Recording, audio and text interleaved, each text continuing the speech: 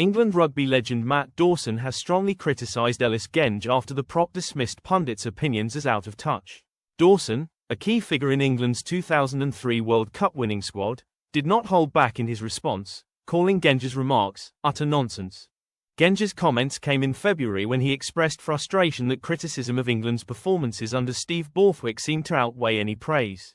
The debate was sparked by former England international Will Greenwood, who wrote in a national newspaper that England play no rugby, despite their Calcutta Cup victory over Scotland.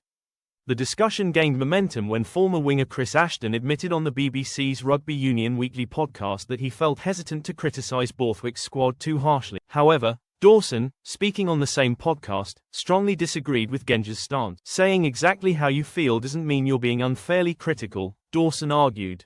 Ellis Genge needs to understand that just because someone is older than him, it doesn't mean they don't understand the game. That's utter nonsense. Dawson, now a respected pundit, added that he had no concern over whether Genge valued his or any other former player's opinions. I genuinely don't care what he thinks about me or other pundits.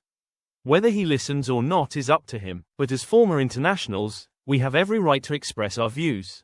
Dawson went on to explain that ex-players turned pundits often have a broader understanding of rugby due to their extensive analysis of the game. He suggested that stepping away from the playing field allows for a more objective view. You see the game in a different way when you're no longer playing, Dawson continued. We have the advantage of seeing the whole picture, analysing performances in detail, and removing the biases that come with being in the thick of it. Genge doesn't have that perspective yet because he's still in the bubble of being a player.